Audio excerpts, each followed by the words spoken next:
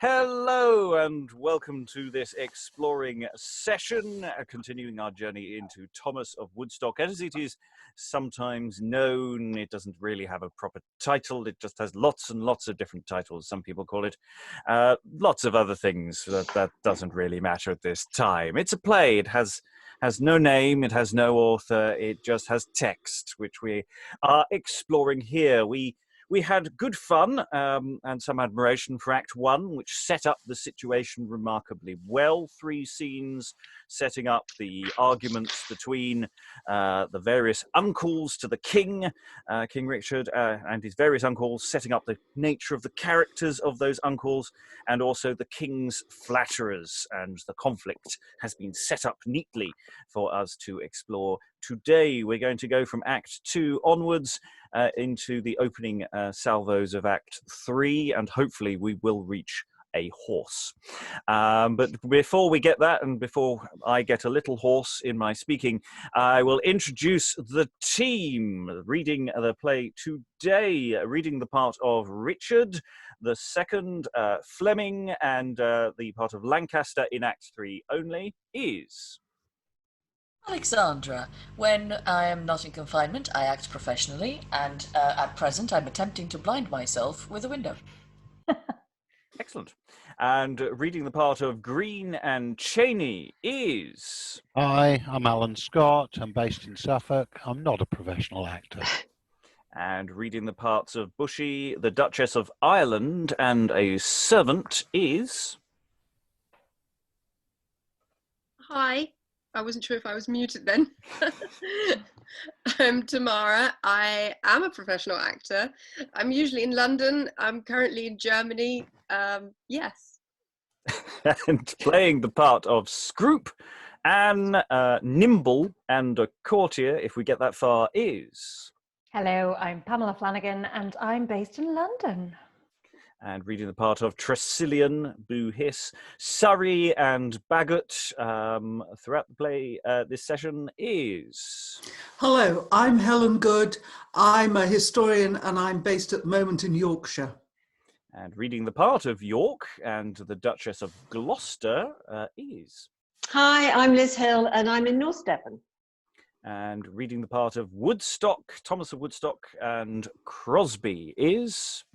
Hello, I'm Sarah, and I'm a writer, actor, and director.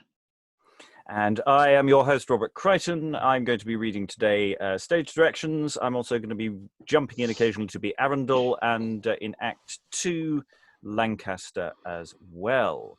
So we have reached Act 2, and we're going to begin with Act 2, Scene 1, as is traditional.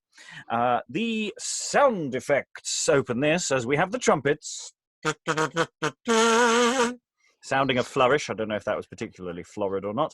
Enter King Richard, Greene, Bagot, Bushy, who's probably carrying a book, Scroop, Tresilian, and others. This is very much the King's party, the King's favourites, and the King's minions. Begin, King. Thus shall King Richard suit his princely train despite his uncle's pride. Embrace us, gentlemen. Sir Thomas Bagot, Bushy, Greene, and Scroop, your youths are fitting to our tender years, and such shall beautify our princely throne. Fear not my uncles, nor their proudest strength, for I will buckler ye against them all. Thanks, dearest lord. Let me have Richard's love, and like a rock unmoved my state shall stand, scorning the proudest peer that rules the land. Your uncles seek to overturn your state, to awe ye like a child, that they alone may at their pleasures thrust you from the throne.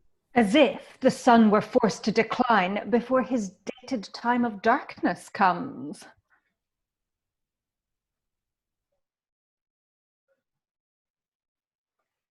Oh, am I Bagot as well? Yes, you are. Oh, so, I'm sorry. Sweet King, set courage to authority and let them know the power of majesty. May not the lion roar because he's young? What are your uncles but as elephants that set their aged bodies to the oak? You are the oak against whose stock they lean. Fall from them once and then destroy them ever. Be thou no stay, King Richard, to their strength, but as a tyrant unto tyranny, and so confound them all eternally. Law must extend unto severity when subjects dare to brave their sovereign. Tresilian, thou art Lord Chief Justice now, who should be learned in the laws but thee? Resolve us therefore what thou think'st of them that under title of protectorship seek to subvert their king and sovereign. As of the king's rebellious enemies, as underminers of his sacred state, which as the greatest prince or mightiest peer that is a subject to your majesty is nothing less than treason capital, and he is a traitor that endeavours it. Attaint them then, arrest them and condemn them. Hale them to the block and cut off all their heads, and then King Richard claim the government. See it done, Tresilian, speedily. That course is all too rash, my gracious lord. Too rash, Too rash for what? It must be done with greater policy, for fear the people rise in mutiny. Aye, there is the fear. The commons love them well, and all applaud the wily Lancaster, the counterfeit, relenting Duke of York, together with our fretful uncle Woodstock, with greater reverence than King Richard's self. But time shall come when we shall yoke their necks and make them bend to our obedience. How now? What readst thou, Bushy? The Monument of English Chronicles, my lord, containing acts and memorable deeds of all your famous predecessor kings. What findst thou of them? Examples strange and wonderful, my lord, the end of treason even in mighty persons. For here, 'tis said, your royal grandfather, although but young and under government, took the protector then proud Mortimer, and on a gallows 50 feet in height, he hung him for his pride and treachery. Why should our proud protector then presume, and we not punish him, whose treason's viler far than ever was rebellious Mortimer? Prithee, read on. Examples such as these will bring us to our kingly grandsire's spirit. What's next? Well, the battle, full of dread and doubtful fear, was fought betwixt your father and the French. Read on. We'll hear it. Then the Black Prince, encouraging his soldiers, being in number by 7,750, gave the onset to the French king's peasant army, which were numbered to 68,000, and in 1 hour got the victory, slew 6,000 of the French soldiers, took prisoners of dukes, earls, kings, and gentlemen of the number 1,700, and of the common sword 10,000. So the prisoners that were taken were twice so many as the Englishmen were in number. Besides, the thrice renowned prince took with his own hand King John of France and his 14 son prisoners. This was called the Battle of Poitiers, and was fought on Monday, the 19th of September, 1363, my lord. Victory most strange and admirable.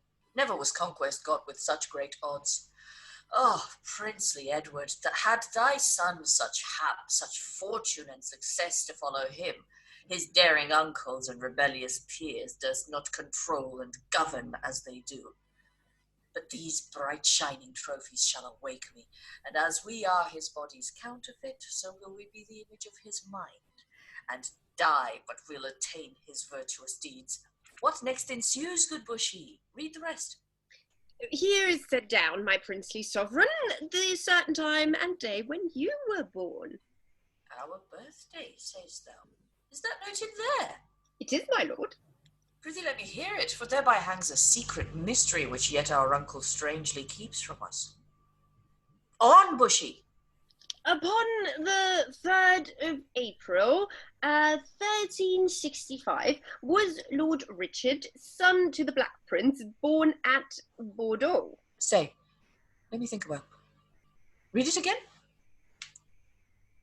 Upon the 3rd of April, 1365, was Lord Richard, son to the Black Prince, born at Bordeaux. 1365. What year is this? 'Tis now, my lord, 1387. By that account, the 3rd of April next, our age is numbered 22 years. Ah, treacherous men that have deluded us. We might have claimed our right a 12 months since. Shut up thy book, good Bushy. Bagot, Greene, King Richard and his throne will now be seen. This day I'll claim my right, my kingdom's due. Our uncles well shall know they but intrude, for which we will smite their base ingratitude. And we're going to pause there. Okay, so I don't know. Is anyone getting a sort of dorm room, boarding school vibe to this? You know, they're all sort of young. They're doing their homework. I'm going to learn how to be a king by a book. I don't know what that makes Tresilian, but then that might. He's older. Yeah, but is he a prefect figure, or is he, how much older? Junior housemaster, yes. by your analogy. Yes. Oh my God, they're the mean girls. But Tresilian has changed his tune somewhat from his swashbuckling persona of yesterday, when he's talking about, I'll be able to say, clap him in the irons and everything. And he talks about treason, and then he retracts. He said that's not a good idea. He shows a degree of wisdom, forward thinking, and he's less, yeah. Yeah, well, it's also the audience he's playing to, isn't it? He was with his mate, who is now his servant, or his contemporary is now his servant. Whereas here, he's surrounded by the king and their party, so he's going to mind his P's and Q's. And he's already playing. He says he's going to play a double game a bit as well. It's all about. Well, actually, that was Nimble, wasn't it? It was Nimble playing it. Everyone's playing a double game. Yeah. But he's being the adult in the room. Yeah. And it has to be. But having evoked treason, you would think that there was no other solution but to off with their heads and everything. Politically. There are some things that is right to do. There are others that are politically possible. Yes, I understand that. Yeah, and it is interesting that Richard is, he doesn't know nobody's told him how old he is. Yes.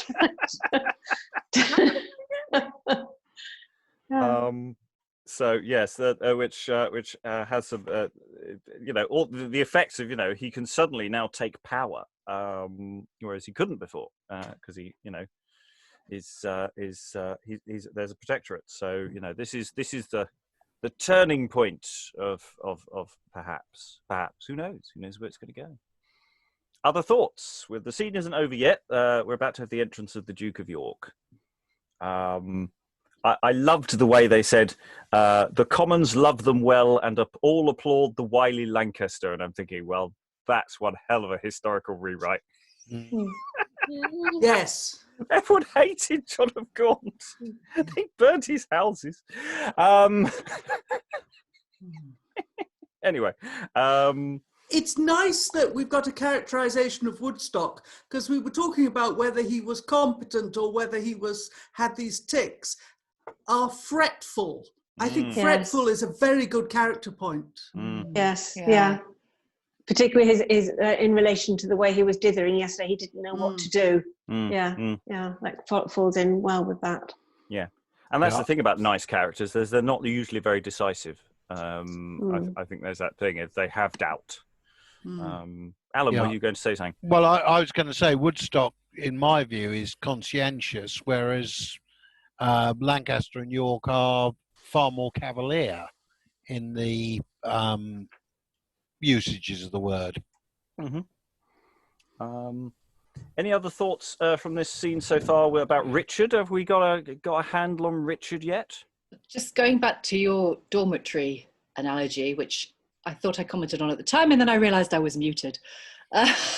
Richard's like the jock. He's like the well, not necessarily the jock, but he's the pretty boy in the room. He's the sort of head of the gang. Bushy's the geek, who's like, if this was Buffy the Vampire Slayer, he'd basically be Willow, always in the library.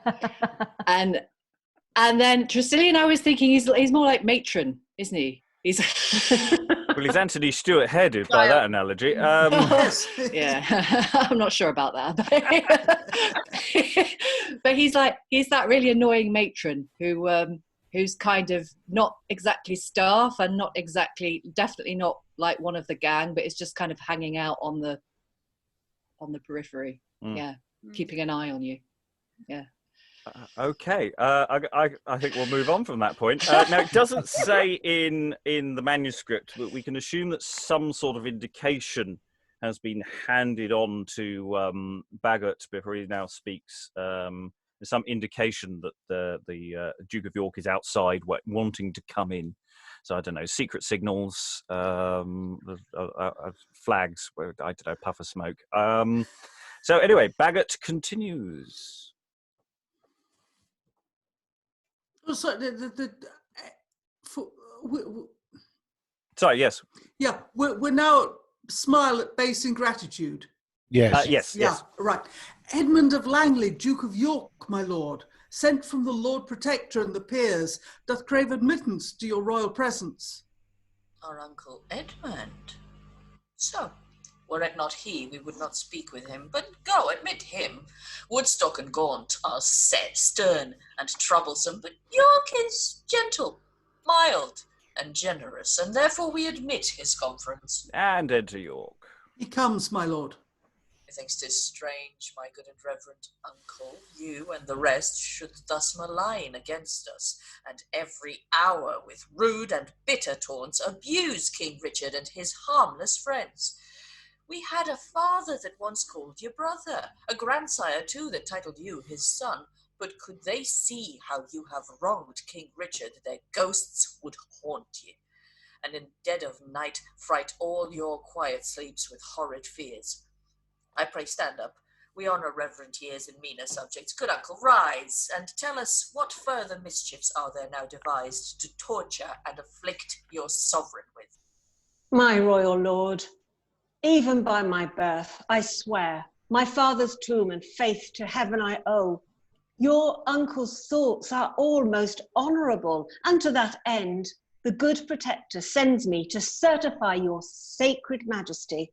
The peers of England now are all assembled to hold a parliament at Westminster, and humbly crave your highness would be there to sit in council touching such affairs as shall concern your country's government. Now they so soon procured a parliament without our knowledge too. 'Tis somewhat strange. Yet say, good uncle, we will meet them straight. The news to all will be most wished and welcome. I take my leave, and to your grace I swear, as I am subject, loyal, just, and true, will nothing do to hurt the realm, nor you. We shall believe you, uncle. Go attend him. And York exits. Yes, we will meet them, but with such intent as shall dismiss their sudden parliament, till we be pleased to summon and direct it. Come, sirs, to Westminster, attend our state. This day shall make you ever fortunate. The 3rd of April. Bushy, note the time. Our age accomplished, crown and kingdoms mine. And we'll just pause there. It's interesting, having noted that York is a bit of an easy mark, he goes for him straight away before he's, got his breath through him coming through the door. It's like he knows how to, push York's buttons really, really well, because, he immediately kneels, makes him on the defensive. And he, when he says, "Oh, we've called a parliament," what's Richard's response? How dare they do it without me? But then gets conciliatory. It's a question of, does Richard at that point twig, oh, we've got a bit of parliamentary business we can do? Does that happen at that moment? Or does he have that before York comes in? There's a sort of that question for actors there. And though I wouldn't push it too far, I certainly wouldn't show it to the audience, but it might be a very fun game to do with a cast, is to actually do one rehearsal where you do treat the whole thing as if this is schoolboys and schoolmasters and play around with the status. I wouldn't stage it that way, but I think it would be a very good exercise to think your way into this text. I really like that. Any thoughts on the remainder of that scene?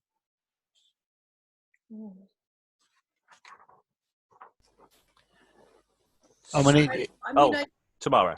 Sorry, I mean, I guess I now really understand what Bushy's part is. He's the scribe and librarian. He's the one who can read. I think. Oh, yeah, Liz, yes.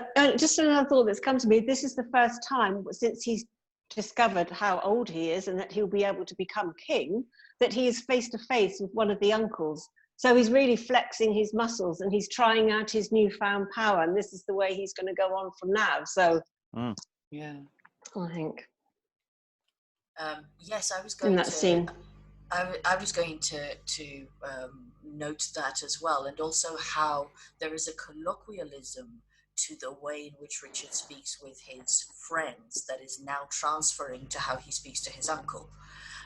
You know, this, oh, come on, stand up, it's fine. We, you know, nope, I've lost it now. I pray stand up, we honour Reverend yes, years. Sorry. No. There was something else, but I'd lost the quote. There is a point somewhere which I found very interesting. There is a line in which Richard says, if my father and my grandfather's ghosts knew about this, they would haunt you. And even though I've read this play several times before, this is the first time I've actually noticed that.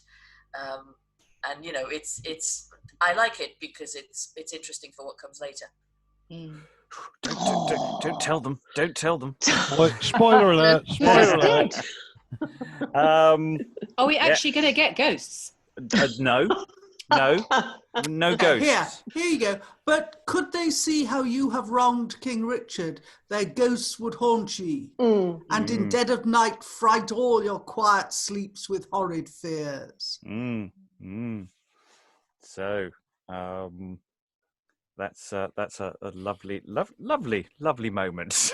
but effectively, what we've got is with this thing of where York is saying that we've now assembled all the peers. I mean, it's effectively a coup d'état or an attempt at a coup d'état, isn't it? Sorry, who? What?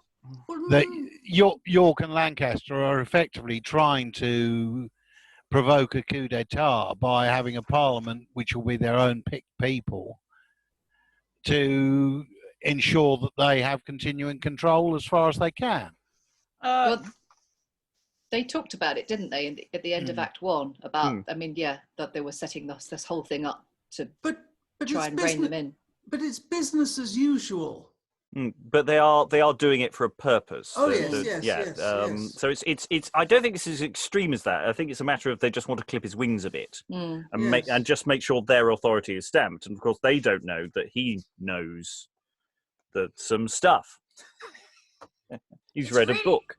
It's really nice how He's these had reversals. a book read to him. Yes. Sorry, Alexandra.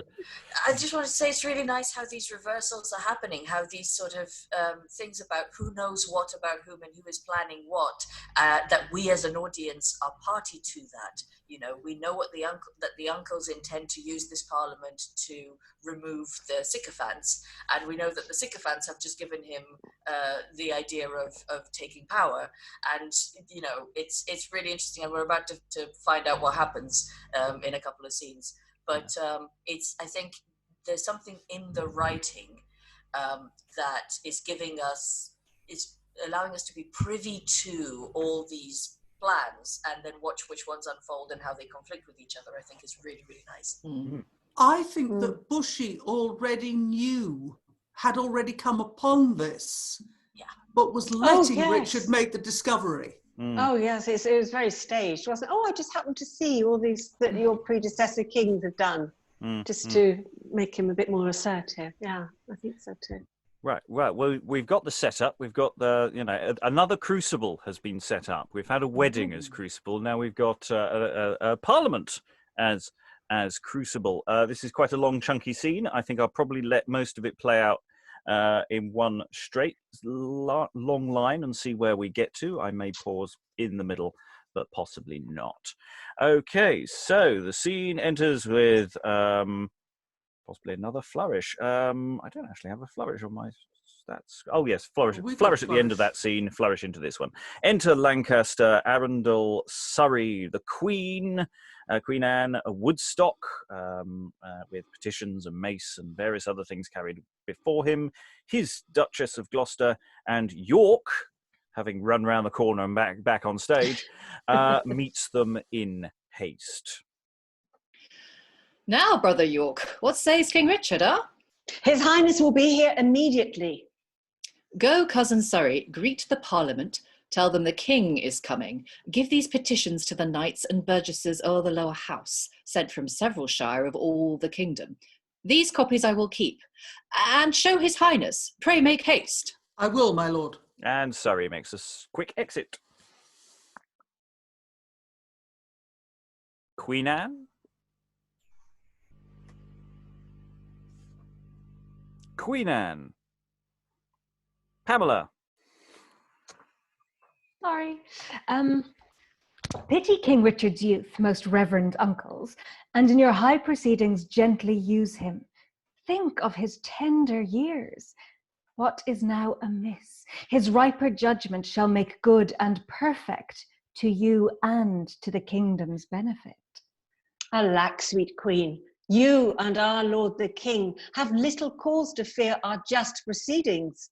We'll fall beneath his feet and bend our knees, so he cast off those hateful flatterers that daily ruinate his state and kingdom. Go in, sweet ladies, comfort one another. This happy Parliament shall make all even, and pledge your peace betwixt the king and realm. May heaven direct your wisdoms to provide for England's honour and King Richard's good. Believe no less, sweet queen. Attend her highness. And the Queen Anne exits with the Duchess of Gloucester. The king is come, my lords. Stand from the door then. Make way, Cheney. Enter King Richard, Bagot, Bushy with papers, Greene and Scroop with others. Yonder's your uncle, my lord.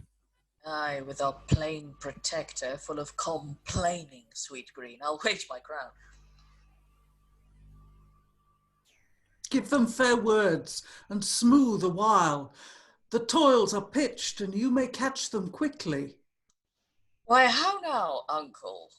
What, disrobed again of all your golden rich habiliments? Aye, aye, good coz. I'm now in my t'other hose. I'm now my plain self, plain Thomas, and by the rood in these plain hose I'll do the realm more good than these that pill the poor to jet in gold. Nay, be not angry, uncle.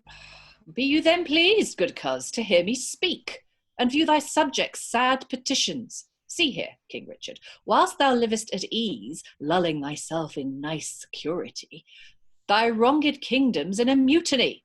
From every province are the people come, with open mouths, exclaiming on the wrongs thou and these upstarts have imposed on them. Shame is deciphered on thy palace gate. Confusion hangeth o'er thy wretched head. Mischief is coming, and in storms must fall. The oppression of the poor to heaven doth call. Well, good uncle, these your bitter taunts against my friends and me will one day cease. But what's the reason you have sent for us? To have your grace confirm this parliament and set your hand to certain articles most needful for your state and kingdom's quiet. Where are those articles? The states and burgesses o'er the parliament attend with duty to deliver them. Please you ascend your throne. We'll call them in. We'll ask a question first, and then we'll see them. For trust me, reverend uncles, we have sworn we will not sit upon our royal throne until this question be resolved at full. Reach me that paper, Bushy. Hear me, princes. We had a strange petition here delivered us. A poor man's son, his father being deceased, gave him in charge into a rich man's hands, to keep him and the little land he had till he attained to 21 years. The poor revenue amounts but to 3 crowns, and yet the insatiate churl denies his right and bars him of his fair inheritance. Tell me, I pray, will not our English laws enforce this rich man to resign his due? There is no let to bar it, gracious sovereign. Afore my God, sweet prince, it joys my soul to see your grace in person thus to judge his cause. Such deeds as this will make King Richard shine above his famous predecessor kings, if thus he labour to establish right. The poor man then had wrong, you all confess. And shall have right, my liege, to quit his wrong. Then Woodstock give us right, for we are wronged. Thou art the rich, and we the poor man's son. The realms of England, France, and Ireland are those 3 crowns thou yearly keep from us. Is not a wrong when every mean man's son may take his birthright at the time expired, and we, the principal, being now attained almost to 22 years of age, cannot be suffered to enjoy our own, nor peaceably possess our father's right? Was this the trick, sweet prince? Alack the day! You need not thus have doubled with your friends. The right I hold, even with my heart I render, and wish your grace had claimed it long ago. Thou'st rid mine age of mickle care and woe, and yet I think I have not wronged your birthright, for if times were searched, I guess your grace is not so full of years till April next. But be as it will, lo, here, King Richard, I thus yield up my sad protectorship. And he gives his mace up. A heavy burthen hast thou ta'en from me. Long mayst thou live in peace and keep thine own, that truth and justice may attend thy throne. Then in the name of heaven we thus ascend it. And here we claim our fair inheritance of fruitful England, France and Ireland, superior lord of Scotland, and the rights belonging to our great dominions. Here, uncles, take the crown from Richard's hand and once more place it on our kingly head. This day we will be new in thronished. With all our hearts, my lord. Trumpets be ready. Long live King Richard. Of that name the second. The sovereign Lord of England's ancient rights. Hooray! Hurrah! We thank you all. So now we feel ourselves. Our body could not fill this chair till now. 'Twas scanted to us by protectorship. But now we let ye know King Richard rules, and will elect and choose, place and displace such officers as we ourselves shall like of. And first, my lords, because your age is such, as pity 'twere ye should be further pressed with weighty business of the common weal, we here dismiss ye from the council table, and will that you remain not in our court, deliver up your staffs, and hear ye, Arundel, we do discharge ye of the admiralty. Scroop, take his office and his place in council. I thank you, your highness. Here, take my staff, good cousin. York thus leaves thee. Thou lean'st on staves that will at length deceive thee. There lie the burden of old Lancaster, and may he perish that succeeds my place. So, sir, we will observe your humour. Sir Henry Greene, succeed our uncle York, and Bushy take the staff of Lancaster. I thank your grace. His curses frights not me. I'll keep it to defend your majesty. What transformations do mine eyes behold, as if the world were topsy-turvy turned. Hear me, King Richard. Plain Thomas, I'll not hear thee. You do not well to move his majesty. Oh, hence, flatterer, or by my soul I'll kill thee. Shall England that so long was governed by grave experience of white-headed age be subject now to rash, unskilful boys? Then force the sun run backward to the east. Lay Atlas' burthen on a pygmy's back. Appoint the sea his times to ebb and flow, and that as easily may be done as this. Give up your council staff. We'll hear no more. My staff, King Richard, see, cuz, here it is. Full 10 years' space within a prince's hand, a soldier and a faithful counsellor, this staff hath always been discreetly kept. Nor shall the world report an upstart groom did glory in the honours Woodstock lost, and therefore, Richard, thus I sever it. And he breaks his staff. There, let him take it, shivered, cracked, and broke, as will the state of England be ere long, by thus rejecting true nobility. Farewell, King Richard. I'll to Plashy, brothers, if ye ride through Essex, call and see me. If once the pillars and supporters quail, how can the strongest castle choose but fail? And so will he ere long. Come, let's leave them. Let's leave them. Aye, your places are supplied sufficiently.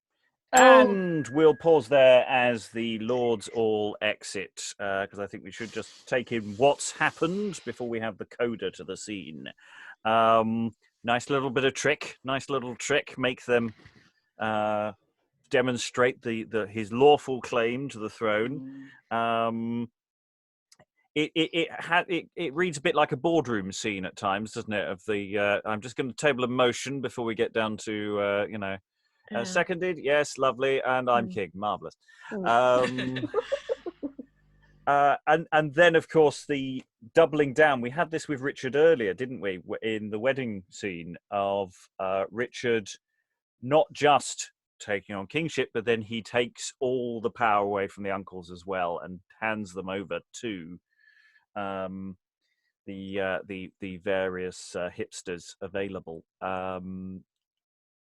It's a big old scene. That it's not over technically, of course, but I think the meat of it is thoughts in the room.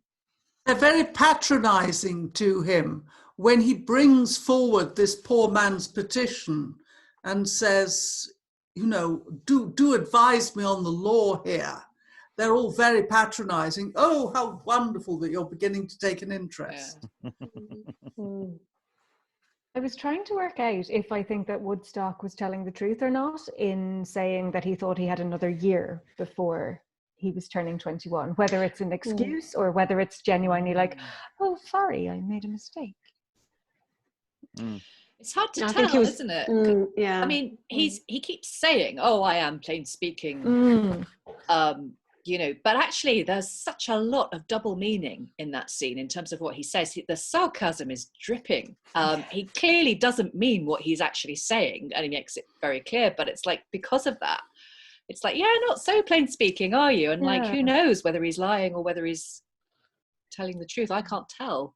You think he would know it very well what the date was. I think he was thinking on his feet there. And what was interesting is that Richard couldn't help but make some comment about his attire again. About Woodstock's get over it. He likes dressing plainly. I must say, I got the impression that what they'd been doing was fudging the issue because they didn't think Richard was fit to rule. Yeah. Helen, then Alan. I'm done. Alan.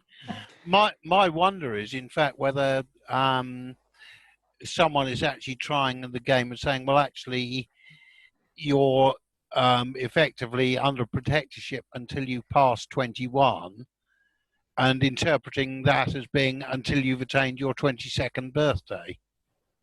Yeah, could be. You're almost getting into the Pirates of Penzance riff, where it turns out he was born on leap year day. Yeah. It's all a bit of sophistry, isn't it? However you pass it to some degree. It's very definitely that, and effectively the old guard, the three, Lancaster, York, and Gloucester, aka Woodstock, are basically determined to keep their hands on the reins of power and the purse strings for as long as they can get away with it. Yes, there's a complexity to the characters, both in terms of what we understand to be their intentions and what we understand other people to understand as each other's intentions. And I like the fact that we get told, he's like this, or he thinks this way, and then that gets subverted immediately afterwards, or in a couple of scenes, again and again, about a whole variety of people. Richard is now taking on a much more active role. But even earlier on, people, before he was introduced, people were saying, "Oh, it's not him. He's all right. He really loves you guys. It's actually the people around him." And in fact, Richard does have his very own bone to pick with his uncles, and this is where it kind of comes to a head.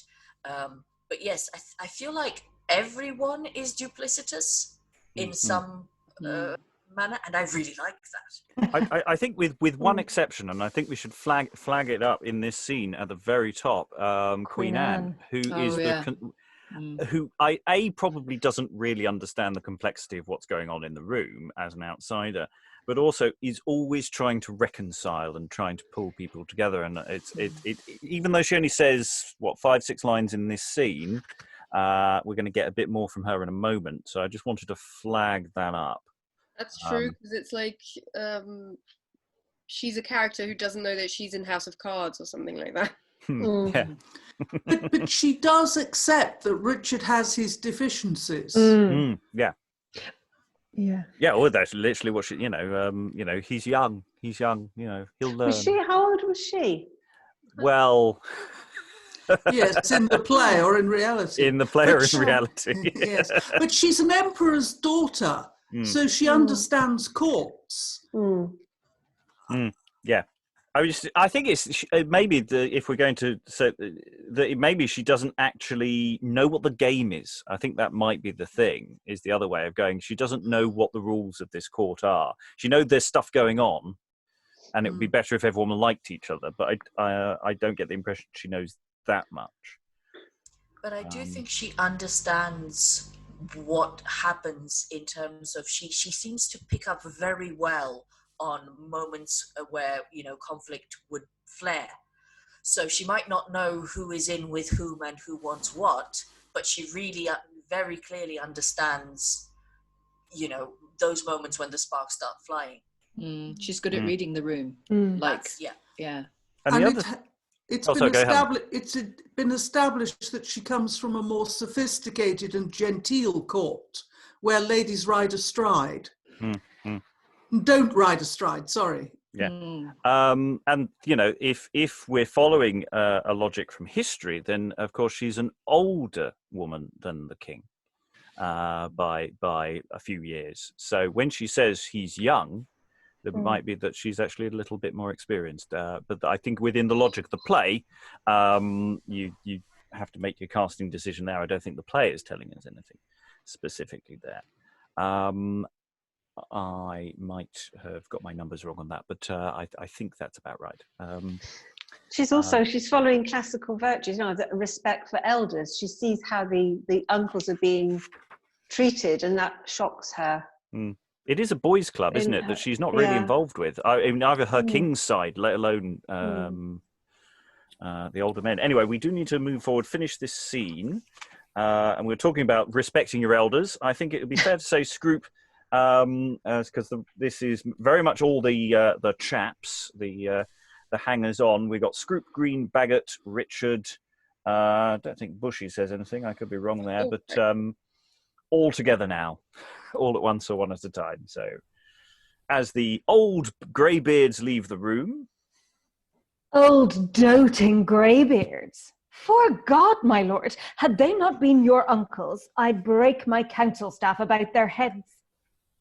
We'll have an act for this. It shall be henceforth counted high treason for any fellow with a grey beard to come within 40 foot of the court gates. I, or a great-bellied doublet, will alter the kingdom presently. Pox on it. We'll not have a beard amongst us. We'll shave the country and the city too. Shall we not, Richard? Do what you will. We'll shield and buckler ye. We'll have a guard of archers to attend us, and they shall daily wait on us, and you. Send proclamations straight in Richard's name to bridge the laws our late protector made. Let some be sent to seek Tresilian forth. Seek him, hang him. He lurks not far off, I warrant. And this news come abroad once, ye shall have him here presently. Would he were come, his counsel would direct us well, will direct you well. Troth, I think I shall trouble myself, but with few counsellors. What cheer shall we have to dinner, King Richard? No matter what today, we'll mend it shortly. The hall at Westminster shall be enlarged, and only serve us for a dining room, wherein I'll daily feast 10,000 men. An excellent device. The common has murmured against us a great while, and there's no such means as meat to stop their mouths. Foot, make their gate wider. Let's first fetch their money and bid them to dinner afterwards. Sblood, and I were not a counsellor, I could find you me to dine at a tavern today, sweet king. Shall's be merry? We must have money to buy new suits, my lord. The fashions that we wear are gross and stale. We'll go sit in council to devise some new. A special purpose to be thought on. It shall be the first thing we'll do. Wantons, come. If Gloucester hear of this, he'll say our counsel guides us much amiss. Dismiss the Parliament, our uncles called, and tell the peers it is our present pleasure that each man parts unto his several home. When we are pleased, they shall have summons sent, and with King Richard hold a Parliament. Set forward. You of the council march before the king. I will support his arm. Gramercy, Greene. And trumpets sound, I'm not going to do it, and they all exit to design some new clothes. Very important. Very important business of government. I'm not going to linger on this. I want to actually contrast this very much with the scene that's going to come next. So I'm going to actually force the pace into the next scene. So hold in mind these dissolute youths as we enter Queen Anne, the Duchess of Gloucester, and the Duchess of Ireland, various other maids with shirts and bands and other lining, etc. So enter Queen Anne, Gloucester, and Ireland. Tell me, dear aunt, has Richard so forgotten the types of honour and nobility so as to disgrace his good and reverend uncles? Madam, 'tis true. No sooner had he claimed the full possession of his government, but my dear husband and his noble brethren were all dismissed from the council table, banished the court, and even before their faces, their offices bestowed on several grooms. My husband, Ireland, that unloving lord, God pardon his amiss, he now is dead. King Richard was the cause he left my bed. No more, good cousin. Could I work the means he should not so disgrace his dearest friends? Alack the day! Though I am England's queen, I meet sad hours and wake when others sleep. He meets content, but care with me must keep. Distressed poverty overspreads the kingdom. In Essex, Surrey, Kent, and Middlesex are 17,000 poor and indigent, which I numbered, and to help their wants, my jewels and my plate are turned to coin and shared amongst them. Oh, riotous Richard, a heavy blame is thine for this distress, that dost allow thy pooling flatterers to gild themselves with others' miseries. Wrong not yourself with sorrow, gentle queen, unless that sorrow were a helping means to cure the malady you sorrow for. The sighs I vent are not mine own, dear aunt. I do not sorrow in mine own behalf, nor now repent with peevish forwardness, and wish I ne'er had seen this England shore. But think me happy in King Richard's love. No, no, good aunt, this troubles not my soul. 'Tis England's subject sorrow I sustain. I fear they grudge against their sovereign. Oh, fear not that, madam. England's not mutinous. 'Tis peopled all with subjects, not with outlaws. Though Richard, much misled by flatterers, neglects and throws his sceptre carelessly, yet none dares rob him of his kingly rule. Besides, your virtuous charity, fair queen, so graciously hath won the commons' love, as only you have power to stay their rigour.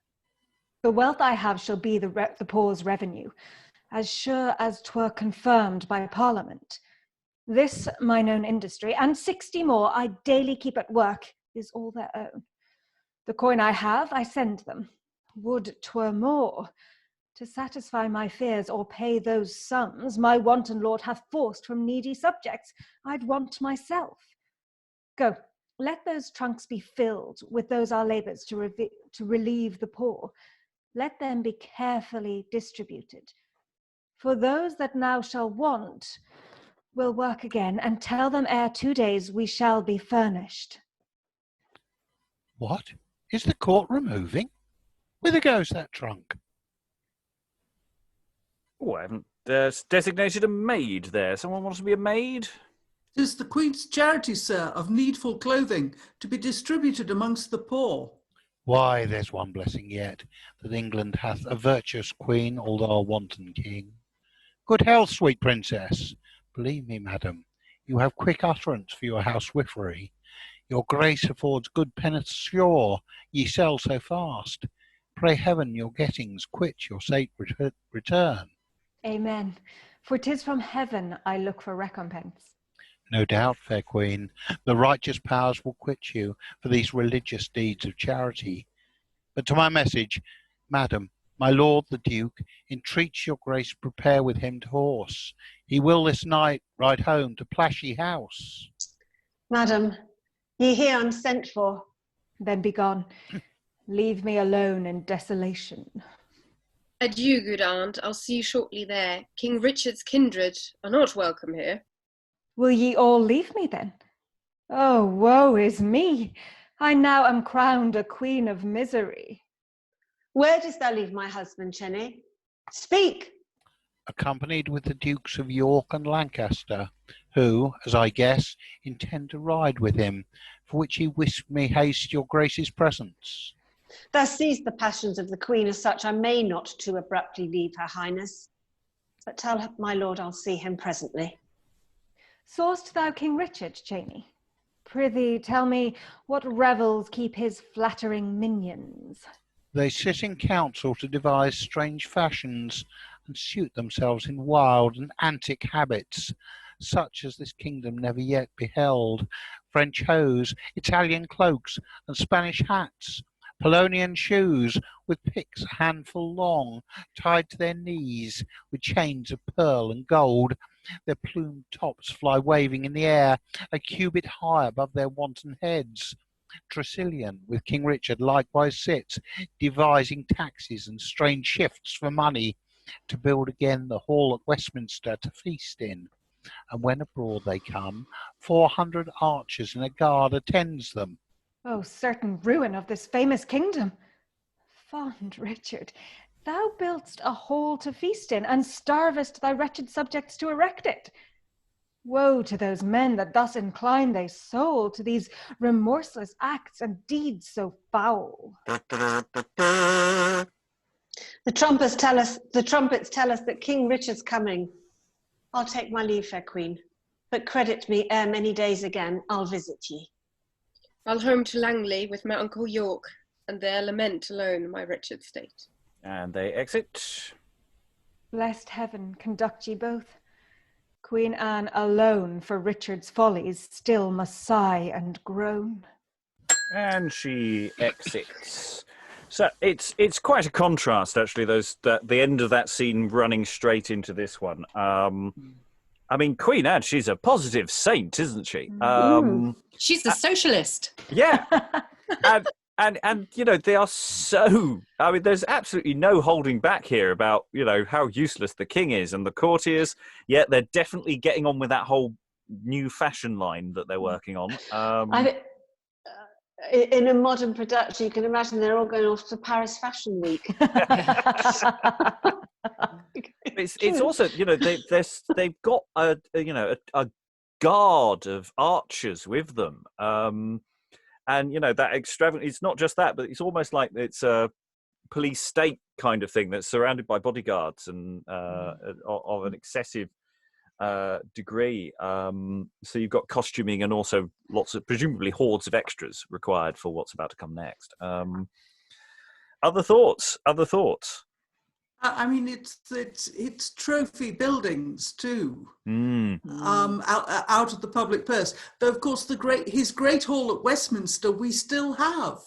Yes, and it's one of the glories of the country now. Thank goodness for all that money robbed from the poor. Yeah, right. Historically, in fact, I think the line I've heard about Westminster Hall is that was actually built pre-Peasants' Revolt, because Archbishop Simon of Sudbury is allegedly the guy who commissioned the roof, and he came to a bad end in the Peasants' Revolt. Yeah, whereas Henry IV didn't. He, though they were in the same building. It's interesting who gets away and who doesn't. There's lots. It's really interesting how aggressively. I mean, the Duchess of Ireland is sort of just there to say there was this earlier thing. My husband's dead. I'll be honest. I'd cut her. Well, Queen Anne definitely would cut her. Yeah. She does not want to know about what her husband used to get up to in bed with the Earl of Oxford. Yeah, I mean, well, yes, I hadn't quite taken it as far as that, but yes. Well, that's what it means. Well, that's effectively what she said, isn't it? yeah. Whether the audience gets that is another matter. I think it was known. Yeah, but otherwise it's so random, or she is so random in this scene. I find, Duchess of Gloucester has a through line. Queen Anne has a through line. Duchess of Ireland has a few lines, and it's just so odd. But it's also we got that final thing about the hunting Tresilian. They're devising new taxes. I think this is going to come more to the fore as we go on. Sarah? I was just going to say, the way I took that line was more like, I could imagine that the Duchess of Ireland is one of those people who, any time the conversation turns this way, she's like, oh yes, well, my husband, he'd be here still if it weren't for her. And it's like, oh God, no, we've heard this story before. Yeah, fair enough. You could almost play her as Edith Evans, couldn't you? Yeah. A handbag. Well, it's just I'm going to go. I'll home to Langley with my, there to lament alone. Well, get on with it then. You just go and sort yourself out, love. That's fine. Yeah, but I mean, I think King Richard was the cause he left my bed. I don't think the audience would have been in any. Well, I didn't get that, but I thought that maybe he took him off carousing or something like that. Yes. I mean, but leaving her bed is really specific. I kind of agree with Helen. It's very much like well, because he's dead. I mean, it's but it's almost like the character's just there to be like, so the king did this. Well, the thing is, he's one of he was one of basically he's one of the minions that we're seeing now in this play. But because of the time frame of this play, he's already dead. But the thing that we're seeing now is the thing that happened earlier, which is why he dies. It's because of the sort of skewered nature of the dramaturgy. It's slightly moved some things around. So he's sort of a presaging of what might happen to other minions who side with Richard because of the power of the uncles. You don't get that in 2 lines. True. Unless you know the history, but the history is actually not very helpful, I find, to some degree, because it makes you get more confused about where things are happening and why. I did just check the ages. The Queen is probably only about a year older than the King, so ignore me. So, any final thoughts about Act 2? We're at the end of Act 2. Where's it going to go, people? They're very dismissive of Tresilian. I thought that was interesting, that bit, when the king says to call him back on, they say, oh, don't bother. He'll be here. So, soon as he gets wind of this, we'll have trouble keeping him out. Yeah. They have his number, don't they? They hired him for a reason. It's the line from Breaking Bad. You don't need a criminal lawyer. You need a criminal lawyer. And that's who Tresilian is. Better call Tresilian. Yes. Sorry, that almost goes back to the Bona Law reference with the Count with Ireland. Well, we could practice, which takes much of our time. Yes. Anyway, any other thoughts about Act 2? No, let's move into Act 3 then. You could almost say that these scenes run into each other. You could almost leave the Queen on stage, actually, just hanging in the background as everybody enters, depending on how you want to do it. So the sound of Senate, enter the King Richard, Bagot, Bushy, Greene, Scroop. very richly attired in new fashions, costume change, and Tresilian is whispering to the king with blank charters. Very much there's going to be that's a prop that's going to come up in this scene, and there's a guard of archers after them as well. So guard of archers are following you around. Go, Richard. My Tresilian, thus like an emperor shall King Richard reign, and you so many kings attendant on him. Our guard of archers keep the doors, I charge ye. Let no man enter to disturb our pleasures. Thou toldst me, kind Tresilian, thou'dst devised blank charters to fill up our treasury, opening the chests of hoarding cormorants that laugh to see their kingly sovereign lack. Let's know the means. We may applaud thy wit. See here, my lord. Only with parchment, innocent sheepskins. Ye see, here's no fraud, no cause, no deceit in the writing. Why? There's nothing writ. That's the trick on't. These blank charters shall forthwith be sent to every shreve throughout all the shires of England, with charge to call before them presently all landed men, freeholders, farmers, graziers, or any else that have ability. Then in your highness' name they shall be charged to set their names and forthwith seal these blanks. That done, these shall return to court again, but cartloads of money soon shall follow them. Excellent, Tresilian. Noble Lord Chief Justice. Where should his grace get such a counsellor? Not if his beard were off. Pretty Tresilian, off with it. So thou sayest we have not a beard amongst us. Thou send us out barbers here there to pull the whole country. So let some shave thee. 'Twould become thee better in faith, and make thee look more grim when thou sitt'st in judgment. I tell ye, gallants, I will not lose a hair of my lordship and King Richard's favour for the Pope's revenues. Enter Queen Anne. By your leave there, give way to the Queen. Now, Anna Beam, how cheers my dearest queen? Is't holiday, my love? Believe me, lords, 'tis strange to take her from her sebstery. She and her maids are all for hussifry. Shalt work no more, sweet Nan. Now Richard's king, and peer and people all shall stoop to him. We'll have no more protecting uncles, trust me. Prithee look smooth, and bid these nobles welcome. Whom my lord favours must to me be welcome. These are our counsellors, I tell ye, lady, and these shall better grace King Richard's court than all the doting heads that late controlled us.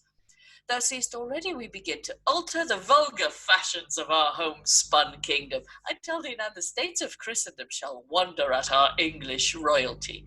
We held a council to devise these suits. Sir Henry Greene devised this fashion shoe, Bushy this pig, Bagot and Scroop set forth this kind coherence twixt the toe and knee, to have them chained together lovingly, and we as sovereign did confirm them all. Sit they not quaintly, Nan? Sweet queen, resolve me. I see no fault that I dare call a fault. But would your grace consider with advice what you have done unto your reverend uncles? My fears provoke me to be bold, my lord. They are your noble kinsmen. To revoke the sentence were... An act of folly. Nan, king's words are laws. If we infringe our word, we break our law. No more of them, sweet queen. Madam, what's done was with advice enough. The king is now at years, and hath shook off the servile yoke of mean protectorship. His Highness can direct himself sufficient. Why should his pleasures then be curbed by any, as if he did not understand his state? They tell thee true, sweet love. Come ride with me, and see today my hall at Westminster, which we have builded now to feast our friends. Do, good madam. Prithee, sweet king, let's ride some with her, and it be but to show ourselves. So, our devices here are like jewels kept in a casket, or good faces in masks, that grace not the owners, because they're obscured. If our fashions be not published, What glory's in the wearing? We'll ride through London only to be gazed at. Fair Beam, you shall along with us. At Westminster you shall see my sumptuous hall, my royal tables richly furnished, where every day I feast 10,000 men. To furnish out which feast, I daily spend 30 fat oxen and 300 sheep, with fish and fowl in numbers numberless. Not all our chronicles shall point a king to match our bounty, state, and royalty, or let successors yet to come strive to exceed me. And if they forbid it, let records say, only King Richard did it. Oh, but my lord, 'twill tire your revenues to keep this festival a year together. As many days as I, writ England's king, we will maintain that bounteous festival. Tresilian, look to your blank charters speedily, send them abroad with trusty officers, and Bagot, see a messenger be sent to call our uncle Woodstock home to the court. Not that we love his meddling company, but that the raged Commons loves his plainness, and should grow mutinous about these blanks, we'll have him near us. Within his arrow's length, we stand secure. We can restrain his strength. See it be done. Come, Anne, to our great hall.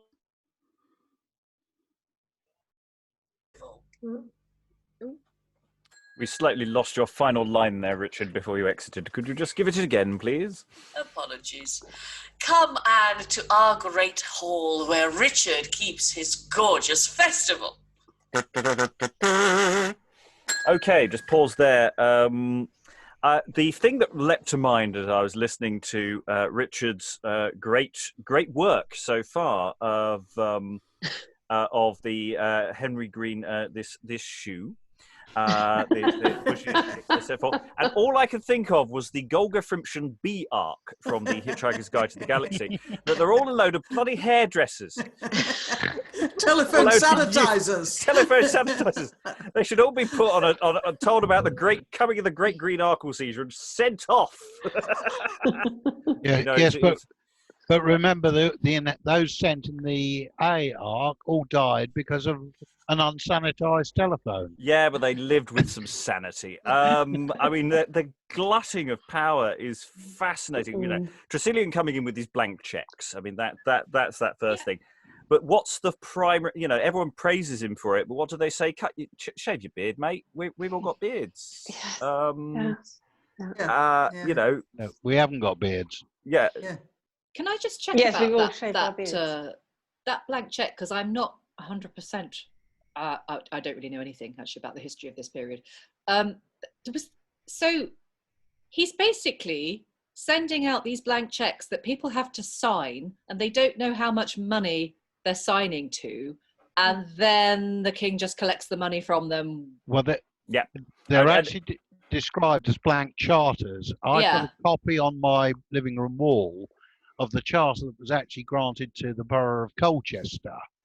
And it was actually sold at Dover Castle by Richard Coeur de Lion on his way to the Crusades, because effectively his way of raising revenue was to sell a charter to any borough, municipality or public group who could raise enough money to pay for it. And this would have been the right to hold markets and so on. Oh, okay. But they set the price of it effectively afterwards, so they didn't know what they were. Wow. Fundamentally, it's a scam. It's a scam, and you also have questions of selling out titles as well and things like that. That there's so many money making schemes that just sort of undermines the fundamental rights and laws of England that is going on here. And it's all to pay for Richard's success. I mean, this is the thing. It's not to do for anything except for these new shoes and this wonderful banquets and this new sumptuous hall and this. It's Richard's king and peer and people all shall stoop to him.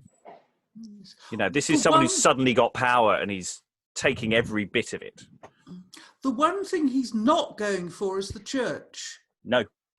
Which is interesting. Have we had a single clergyman at all, apart from Carmelite friar.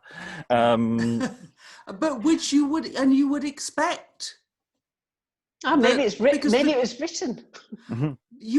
There was a lot of the wealth of England was in the church in various, and Henry, in his famous victories, would undoubtedly have got large revenues from the church for his army. Mm, mm.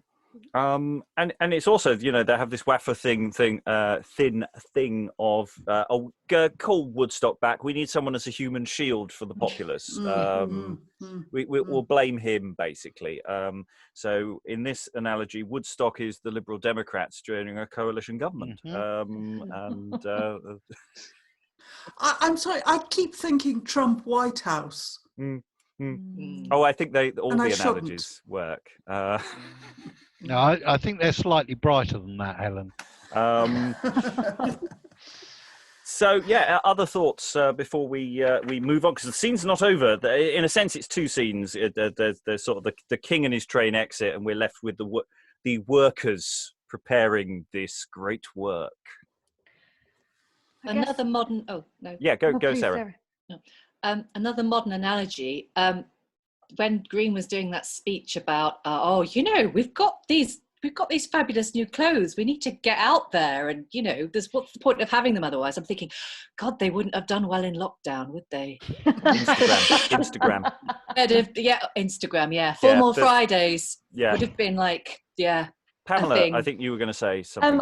I was just going to go back to Queen Anne again, and the fact that she tries to stand up for the people in front of all his lackeys and the sycophants, and he just is not having any of it. No. And yes, he dismisses her, and he shuts her down very quickly. I mean, that half line where Richard then stops and just says, "No, leave it," and that's such a moment. Actually, I think that's a really flag-upable moment of stuff, because it's a really mixed scene. Sorry, other thoughts? No, sorry, I was just going to say it's very brave of her actually for someone who's recently arrived at court to actually step forward like that and say what she did. Though to some degree she is in a position that she is a bit unassailable, because what they're going to do to her, to some degree. Actually, she has a certain level of autonomy. We did cut off. Other queens have had their heads cut off. Not yet, they haven't. No. But in other plays. Yes, but but they weren't emperor's daughters. Yeah, right. And I mean, Anne of Cleves, her head was untouchable. Yeah, yeah. So there's she's a really interesting figure, but I think there's more to come. So I don't want to say too much at this stage. Not today, I think that's it for her today. But let's finish this scene. So we have Tresilian is going to call on Crosby, Stills and Nash. No, Crosby and Fleming. And Nimble's going to enter in a moment as well. So we'll go from that point onwards. Tresilian. Within the... Sorry. Everyone exits. Go. Within their hope. Are your lordship's pleasure? What, are those blanks dispatched? Fleming. They're all trussed up, my lord, in several packets. Where's Nimble? Where's that varlet? As nimble Enter as a Nimble with Morris bells. As nimble as a Morris dancer, now that my bells are on. How do you like the rattlings of my chains, my lord? Oh, villain, thou wilt hang in chains for this. Art thou crept into the court fashion, knave? Alas, my lord, ye know I have followed your lordship without e'er a rag since ye run away from the court once. And I pray, let me follow the fashion a little to show myself a courtier. Go, spread these several blanks throughout the kingdom. And here's commission with the council's hands, with charge to every shreve and officer to assist and aid you. And when they're sealed and signed, see you note well such men's ability as set their hands to them. Inquire what rents, what lands, or what revenues they spend by the year, and let me straight receive intelligence. Besides, I'd have you use yourself so cunningly to mark who grudges, or but speaks amiss of good King Richard, myself, or any of his new councillors.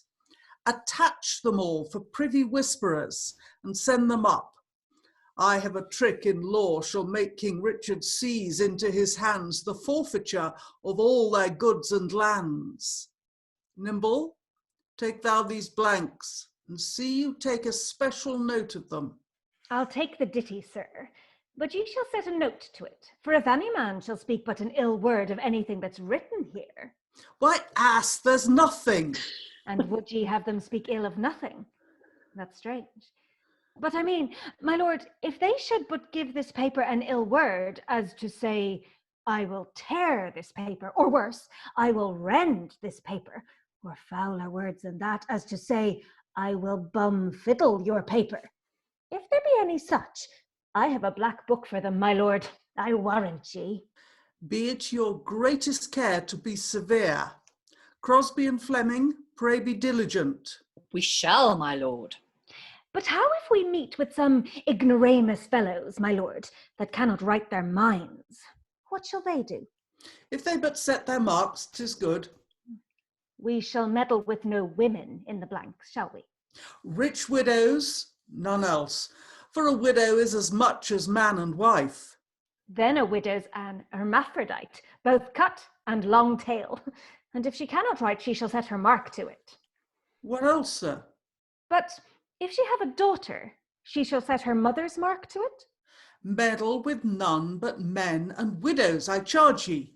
Well, sir, I shall see a widow's mark then. I ne'er saw none yet. You have your lesson perfect. Now be gone.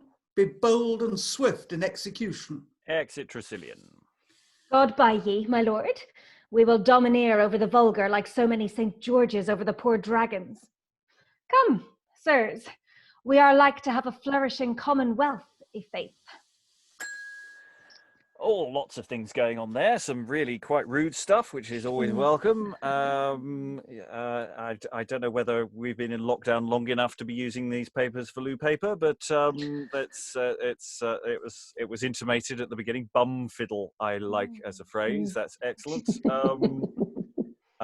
The description of the hermaphrodite is particularly lurid.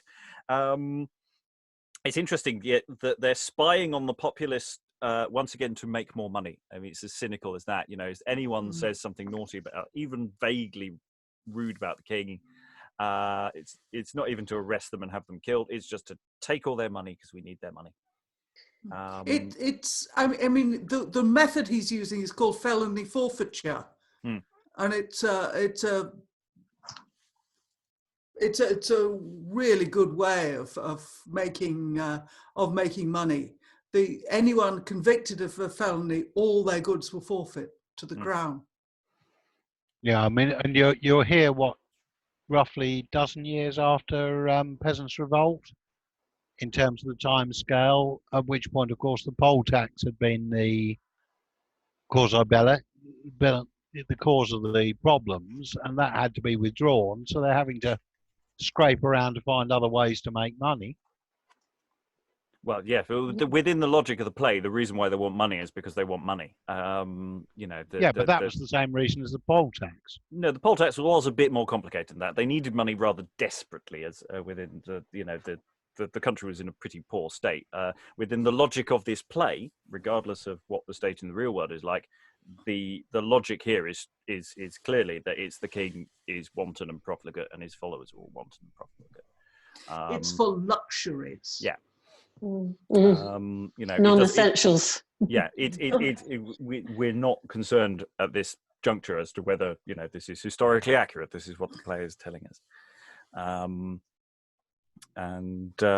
Any other thoughts about Tresilian and Nimble? Their relationship seems. I had one, although I hesitate to say this because I said it last time and I was completely wrong. I thought Nimble was he was like a contemporary of Tresilian's, in that they were at school together and one has risen and the other one has not. But now I'm thinking there are shades of a fool to him. Is he meant to be a fool?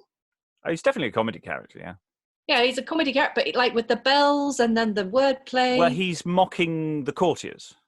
That's the thing he can get to hand. That doesn't mean the actor playing him is not a fool and possibly can Morris dance. That is not impossible for the time frame of this particular play. I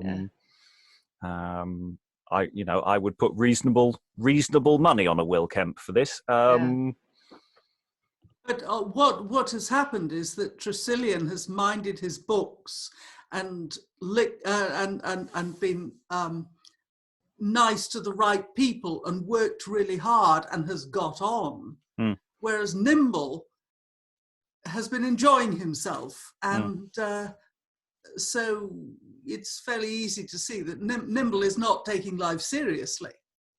But Nimble has also hitched his wagon to Tresilian. Yeah. Yes. Well, he's letting Tresilian, to some degree, take all the risk if he can manage it correctly. You know, you don't want to rise too high in this society because you tend to end up dead. You want to ride on somebody else's coattails if you can. Anyway, we do need to crack on because we're going to Plashy. We're going to go to away from court. Where the uncles are all, bitter and twisted.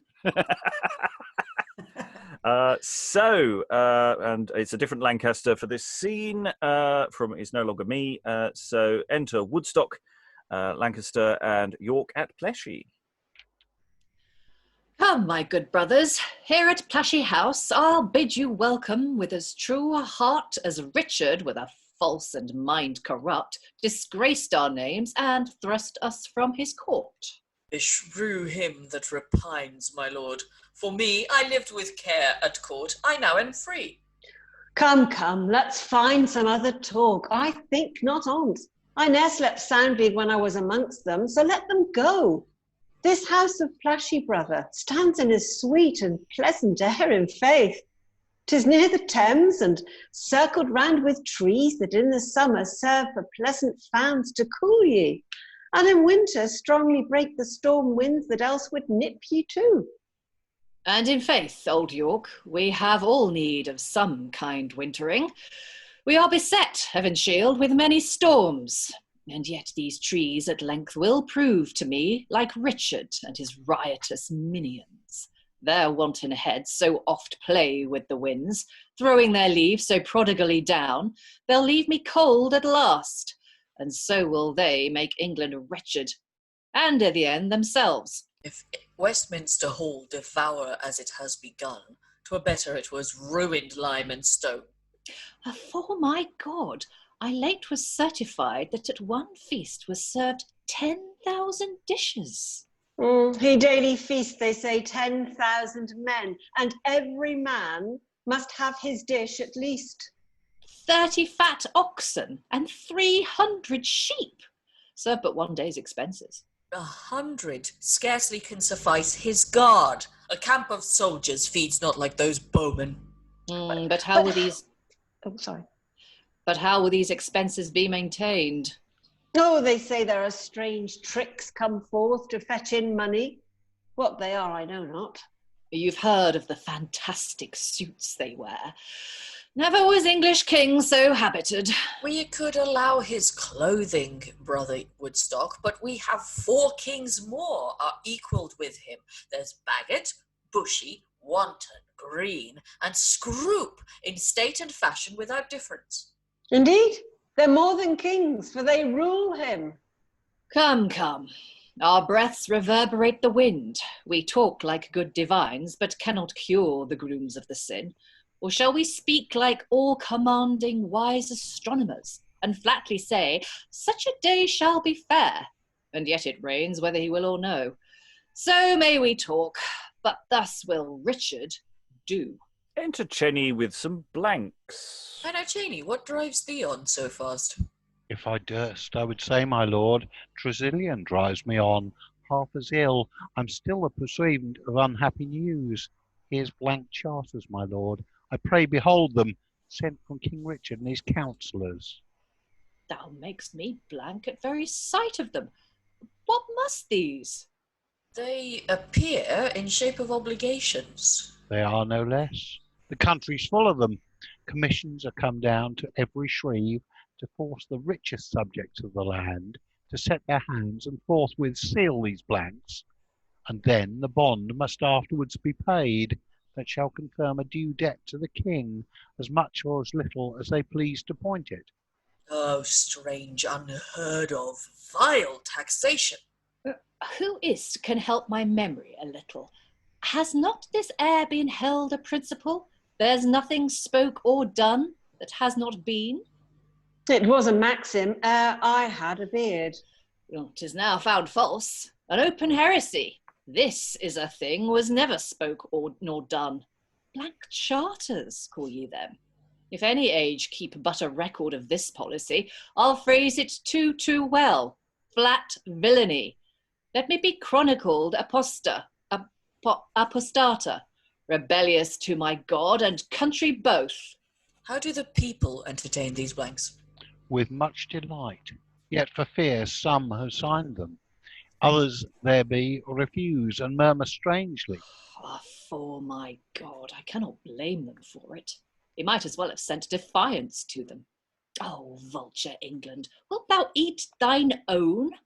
Can they be rebels called that now turn head? I speak but what I fear, not what I wish. This foul oppression will withdraw all duty, and in the commons' hearts hot rancours breed, to make our country's bosom shortly bleed. What shall we do to seek for remedy? Let each man hie him to his several home before the people rise in mutiny, and in the mildest part of lenity seek to restrain them from rebellion. For what can else be looked for? Promise redress, that eloquence is best in this distress. York counsels well. Let's haste away. The time is sick. We must not use delay. Let's still confer by letters. Content. So friends may parley even in banishment. Farewell, good brothers. Cheney, conduct them. Exeunt all but Woodstock. Adieu, good York and Gaunt. Farewell for ever. I have a sad presage. Comes suddenly that I shall never see these brothers more on earth. I fear we never shall meet more. Of Edward III's 7 sons, we 3 are left to see our father's kingdom ruinate. I would my death might end the misery my fear presageth to my wretched country. The commons will rebel without all question, and for my God, I have no eloquence to stay this uproar. I must tell them plain, we are all struck, but must not strike again. And we'll just pause there before the servant comes in. So, some really interesting things there. The sense of people doing their job, but they don't want to. I find that quite interesting with Cheney, of just going, look, this is my job. I've got to deliver this. The weird way that Woodstock says, who can remember whether this that weird memory thing he has? I'm just going, is that simply to prompt other people to say it for him, or is it his memory is actually genuinely bad because he has these party quirks? And that's one of those questions about Woodstock that keeps coming up. And also, York and the others are going, this is going to go really badly. The people are going to rise any minute now. What do we do? Let's all hide. That'd be great. And then Woodstock gets this presage of doom at the end. That's really, really interesting. It's we also get the sort of Cribs thing of and here's my beautiful estate. There's the trees, the river. It's very convenient. Anyone want to buy this house? Very lovely house. So yeah, it's and also York saying I've heard there's some tricks getting money out of people. I've heard I don't know what. I've just heard there's some tricks. Cue enter the trick. Thoughts. When they're at the beginning, it all starts with, what a lovely place you've got. And isn't it wonderful that here we are in such a wonderful place and we have no responsibilities because we've laid down our offices, and then suddenly somebody says something about Richard and they all pile in with all the things they've heard. And possibly exaggerated, but never mind. And they're going on about, how many dishes, how many men, how much it costs, and they just can't resist it. They've tried. It is human lie nature. back and be very relaxed about it all, but really it's eating them inside. It's beautifully observed as well, because people have versions of that conversation still today. It's like, when everybody moves out of London, oh God, it's so much better now. I have so much more space. I have a garden. Oh God, yeah, it's great here. Like, I never look back. I've never regretted it. And then you just know it's eating them alive, that they're not still like, in the thick of it. Yeah. Or someone who's left a job. And they see the thing. person that who's replaced them is making a complete pig's breakfast of it. I was going to say it's a little bit like pensioners going, oh, I've finally got so much time for golf.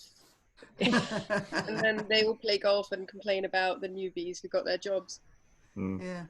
It's interesting also that Woodstock is saying rude things about astronomers, or saying such a day shall be fair and yet it rains, and then he goes into his own premonition for the future, which he believes. Yes. And which stage convention suggests means bad things may be coming. Yes, you're not allowed to lie in a soliloquy. It's one of the rules. But we've had that before. We're going, are we sure what's going on? Okay, so we conclude this scene with a couple of little exchanges with a servant and an arriving courtier. So please have fun with this. Let this rattle through with as minimal pausing as we can. So enter a servant to Woodstock.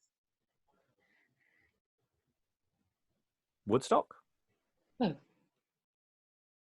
You have a short line. Come on, sir. Is that me? No. Where How am I? now? How now? What news? Oh, God. The end of your speech. Presaging doom. God. Sorry, I've lost my place. Just say how now, what news, and then How find now, it what? later. How now, what news? There's a horseman at the gate, my lord. He comes from the king, he says, to see your grace. To see me, say'st thou? A God's name, let him come. He brings no blank charters with him. Prithee bid him light and enter. I think he dares not for fouling on his feet, my lord. I would have had him light, but he swears he's courtier. He will not off on horseback till the inner gate be open. Fashion of me, that's strange. I prithee, give him satisfaction. Open the inner gate. What might this fellow be? Some fine fool. He's attired very fantastically and talks as foolishly. Oh, go let him in. And when you have done, bid Cheney come and speak with me. I will, my lord. Come on. Enter a spruce courtier on horseback. Come on, sir. You may ride into my lord's cellar now, and you will, sir. Prithee, fellow, stay and take my horse. I have business for my lord, sir. I cannot. Exit servant. A rude swain, by heaven. But stay, here walks another. Hearest thou, fellow, is this Plashley house? You should have asked that question before you came in, sir. But this is it. The hinds are all most rude and gross. I prithee, walk my horse. I have a little business, sir. Thou shalt not lose by it. I'll give thee a tester for thy pains. Oh, I shall be glad to earn money, sir. Prithee do, and know thy duty. Thy head's too saucy. Oh, cry ye mercy, I did not understand your worship's calling. The Duke of Gloucester lies here, does he not? Marry, he does, sir. Is he within? He's not far off, sir. He was here even now. Ah, very good. Walk my horse well, I prithee. He's travelled hard, and he's hot of faith. I'll in and speak with the Duke and pay thee presently.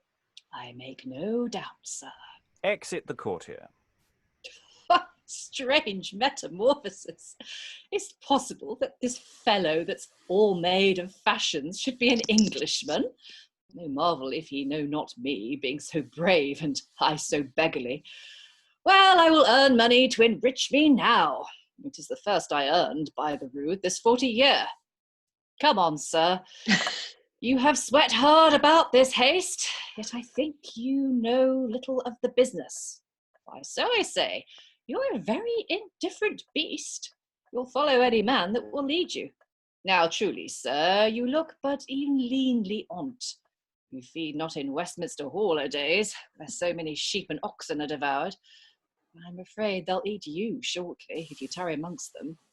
You'd prick more with the spur than the provender, I see that. I think your dwelling be at Hackney when you're at home, is not? You know not the Duke neither, no more than your master. And yet I think you have as much wit as he. Faith, say a man should steal ye, and feed ye fatter, could ye run away with him lustily? Ah, your silence argues a consent, I see. By the mass, here comes company. We had been both taken if we had, I see. So I apologise, there has been an entrance here of Cheney, Courtier and servants. Saw ye not my lord at the gate, say ye? Why, I left him there but now. In sooth, I saw no creature, sir. Only an old groom I got to walk my horse. A groom, say ye? 'Tis my lord the Duke. What have ye done? He's somewhat too coarse. Your grace should be a hostler to this fellow. I do beseech your grace's pardon. The error was in the mistake. Your plainness did deceive me. Please it your grace to redeliver. No, by my faith, I'll have my money first. Promise is a debt. I know your grace's goodness will refuse it. Think not so nicely of me. Indeed, I will not. If so you please, there is your tester. If so you please, there is your horse, sir. Now, pray you tell me, is your haste to me? Most swift and serious from his majesty. What, from King Richard, my dear lord and kinsman? Go, sirrah, take you his horse, lead him to the stable, meet him well. I'll double his reward. There's 12p for ye. I thank your grace. And exit the servant with the horse. Now, sir, your business. His majesty commends him to your grace. This seems a rare fashion you have got at court. Of whose devising was't, I pray? I assure your grace, the king his council sat 3 days about it. By my faith, their wisdoms took great pains, I assure ye. The state was well employed the while by the rood. Then this at court is all the fashion now? The king himself doth wear it, whose most gracious majesty sent me in haste. This pick doth strangely well become the foot. This pick the king doth likewise wear, being a Polonian pick, and me did his highness pick from forth the rest. He could not have picked out such another, I assure ye. I thank your grace that picks me out so well. But, as I said, his highness would request... But this most fashionable chain, that links, as it were, the toe and knee together. In a most kind coherence, so it like your grace, for these two parts being in operation and different quality, and quality different, as for example, the toe a disdainer or spurner, the knee a dutiful and most humble orator, this chain doth, as it were, so toeify the knee, and so kneeify the toe, that between both it makes a most methodical coherence or coherent method. Oh, 'tis most excellent, sir, and full of art. Please ye walk in. My message tendered, I will tend your grace. Oh, cry ye mercy, have you a message to me? His majesty, most affectionately, and like a royal kinsman, entreats your grace's presence at the court. Is that your message, sir? I must refuse it, then. My English plainness will not suit that place. The court's too fine for me. My service here will stand in better stead to quench the fire those blanks have made. I would they were all burnt, or he were hanged that first devised them, sir. They stir the country so, I dare not come. And so excuse me, sir. If the king think it ill, he thinks amiss. I am plain Thomas still. The rest I'll tell ye as ye sit at meat. Furnish a table, Cheney, call for wine. Come, sir, ye shall commend me to the king. Tell him I'll keep these parts in peace to him. And thus ends that scene. Yeah, so many fun things. I'm going to start at the end and work my way backwards. The courtier, what the hell is he wearing? Something to toeify the knee. Everybody knows that. A shoe with a very, very long toe that's then attached to the knee by a chain. I mean, you could have so much fun with designing this. It's wonderful. I know. It's just the grotesquerie of it. It's fabulous. And of course, you've got plain Thomas, as he's plain Thomas. And of course, he can't go to court because, he's just not dressed for it, is he? Which is perfectly understandable in this situation. But they've all mocked him for his dress, but their dress has become so absurd. It's fascinating. Because, that's on purpose. Yeah, oh yeah, yeah. As a storytelling technique, as a playwright's thing of going, let's construct a character who is actively the opposite of the thing that we will then push to the limit, which is sort of the historical fact. Like you can see, contemporary pictures of people wearing these shoes, and indeed this ridiculous attire, and it is absurd.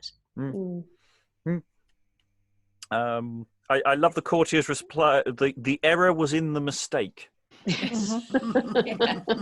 That's a response for all occasions. Shades of Mrs. Malaprop. Oh, it's beautifully. It's perfectly logical. The error was in the mistake. It's just taught. It's just recursive. Well, yes, but not entirely, because to mistake somebody is to take them for something that they weren't. So the error was in my mistaking you for a groom. So it's not totally tautaologous. No. But it's playful enough to dance around. It's yes. It should get a laugh, basically. It should get a laugh, yes, of course. And then we have the horse. Yay, we got to the horse. We got to the horse. And the scene really does need either a very good performance of, how do you do the horse? Because, it could well have been a horse, in certain contexts, not always. But it's doable. Performing animals did exist. We've got like the horse Morocco, famous performing horse. His owner was called Banks, and you had various pamphlets written about him and his abilities, and he was a famous horse at the time. And there's no reason why other horses were not available and just as well trained, because all anyone has to do is walk him around a few times. It's just whether logistically you could do it. In the space that you're using. We're not probably going to ever see this with a horse. So the question for us today is, what kind of horse substitute? Are we doing a sort of Epsom Downs style human horse figure, or are we going for the full war horse, which I think would be excessive? Something in between. I saw a production of The Nutcracker last December where there was it was like a pantomime horse, but it was made of cardboard. And the two people who were manning it were obviously both ballet dancers, so they were actually incredibly elegant and authentic in the way they moved. But they were still basically a cardboard pantomime horse, and it was absolutely hilarious because they were actually they had the movements of a horse, a proper horse, but they were doing all the pantomime horse business. And I can imagine that horse in combination with Woodstock talking to him would just be such a lovely speech. The thing is, you want to be able to control the horse so the horse isn't doing too much. Yeah. Because the scene is about the Courtier and Woodstock, and it's actually quite a sweet little scene. Yeah, It's it's almost great. Yeah. the most honest thing. Yeah. Yeah, because he's just talking to this horse. I mean, there was a Robert Laplage, the Anderson project. We did a wonderful monologue where he's at a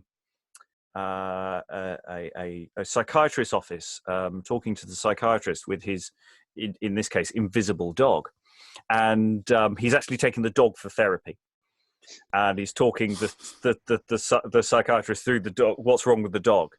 And I don't have a copy of the script because I thought it was the most brilliant monologue I've ever seen. It was a patchy show, but that one scene. Was that Lobster, the film? You mean from the film? No. It was. No, I thought you said. Okay, sorry. No, it's the Anderson project. It was a stage show I saw about some years ago. Robert Lepage did about Anderson, and it was just a wonderful monologue, and it just reminds me of this, of just being you using an animal to get to some sort of truth. It's quite beautiful. It makes the whole scene makes Woodstock a very, very nice man. Well, out of court is everyone a nice man, perhaps. Yeah. I'm not sure King Richard and his toadies are. And I love the way he demands his sixpence and then gives double to his own servant to do the job. Yeah. That's beautiful. That's so nicely done. It's also a nice mix because you've got quite a lot of plot development going on, but you've also got the comedy element. Well, yeah, I mean, this whole scene going all the way back to, the three brothers together is a bit of an in-breath. We know that Richard has done all of these things with Tresilian. All that's sort of new is that the country is going to riot. I think that's the only new piece of information that this scene actually gives out. But it gives everyone a time to just take everything in. And it's a nice still point. Not quite in the middle of the play, but in that area. And, plays need that sort of ebb and flow. So we have these moments. It opens with this big crash and bang of poisoning. We have this set-piece wedding. We have this set-piece parliament. Then we do have these littler scenes balanced around, I find fascinating. Other thoughts about the overall, what we've read today, or in fact, all the way through to now, as we're into extra time and winding down?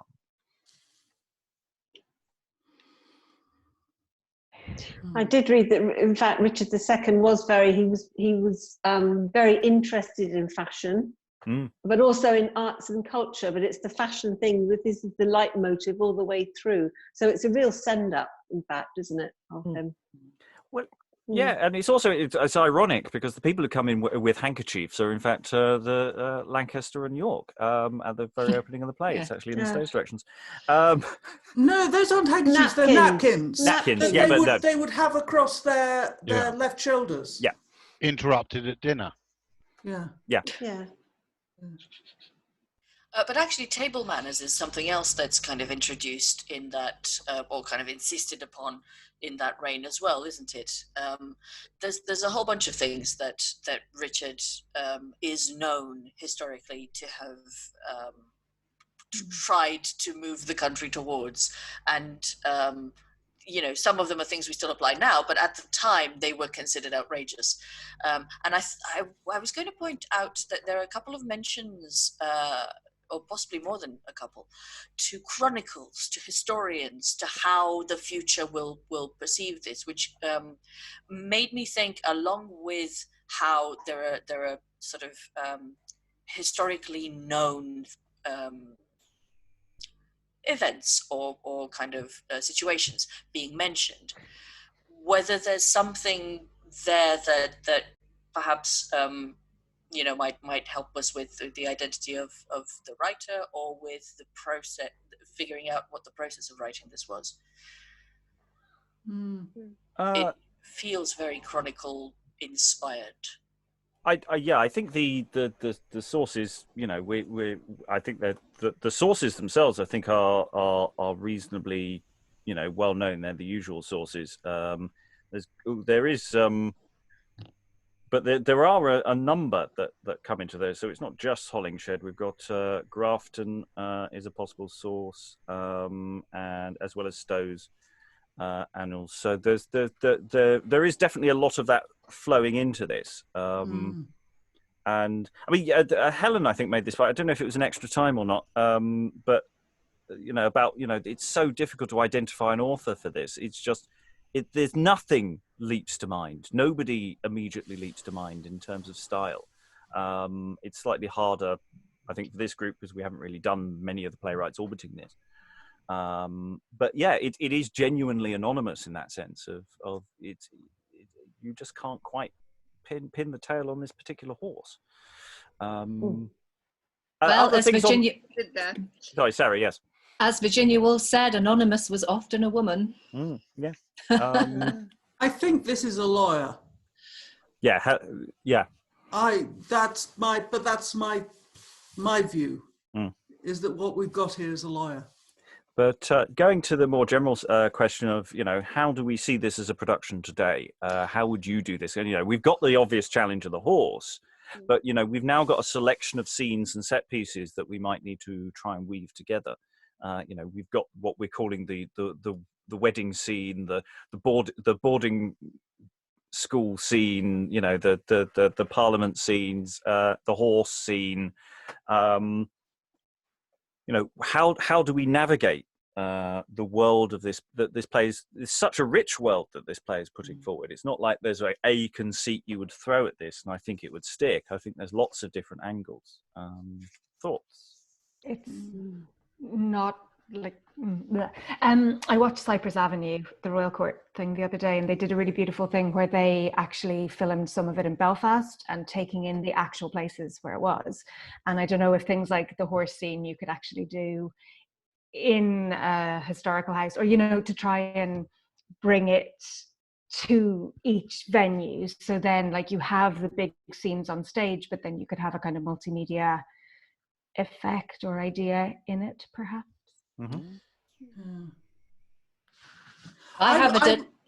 Suddenly everybody. Sarah, then Helen. Okay.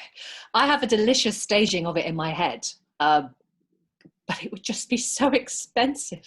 This play is asking for money to be spent, isn't it? It really is, because I have this whole thing going on with colour, with the costumes, and then, and the colours getting gradually brighter and more absurd going through, and then you've got the archers in black, and you've got and cast of thousands, and then the horse and the wedding scene, and the archers doubling as the minions, serving the wedding guests. I've got this gorgeous thing growing in my head, but it would just, I could never stage it because someone else would have to stage it. The National Theatre would have to stage it. I had in mind that the horse would be just off stage, and he was talking to the horse, but you heard the horse, but you didn't actually see the horse, and it wouldn't work. No. You've got to have a horse. I mean, it's, or something to signify a horse. You've got to have something there, because it's so vital. And it's a nice horse too. Yeah. I mean, he's not very strong, and he's not very good, and he's not very fat, not very well fed. But he's a friendly animal. Yeah, he counterpoints Woodstock really well. Alan, I think you wanted to say something. Yeah, I was just wondering, do we know anything about the performance history of this piece? No, not a thing. It gets too intermingled with other plays of potentially similar names to make any definite statements about it. Really, it's all a bit too messy. Because going back to the point about it, Sarah's sort of thought process of going into, yes, you could really go totally OTT with an elaborate production. I just wonder whether it was staged as almost a court masque or something like that. It doesn't dramaturgically feel like something for court. I mean, you've got to remember that at the time, good costuming was one of the things they were really quite good at, or at least they could throw that stuff together. It's not asking for massive props or stage things to be built on stage. It's really just raiding the costume. You might have one of that courtier costume might be more of a specialist made for job, but in a sense it's not more expensive per se, or excessively expensive for the day than it would, as opposed to now where we don't have, unless you are the RSC or the National, where you may have some stuff in stock, you can leaven everything out. I mean, as a lighting designer, I'm thinking, playing Thomas, he's always outdoors as far as I'm concerned. Whereas the court is gaudy interior lighting of terrible, terrible neon. For some reason, I'm thinking Lucy Worsley would love this on the basis you can't keep her away from the dressing up box. Yeah.